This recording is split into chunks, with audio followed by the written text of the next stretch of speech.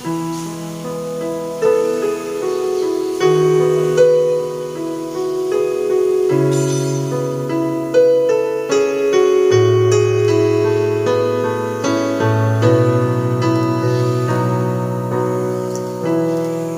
among mga kabudlay,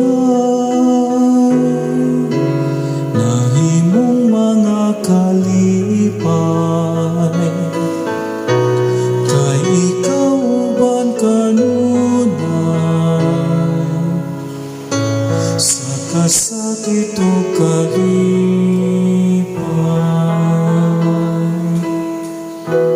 Kining pano, kining pino, kinamasamot sa tao. Gihalad na mo kanimo, ikan sa kaayo mo. Kinbunga sa mong pagpudlan,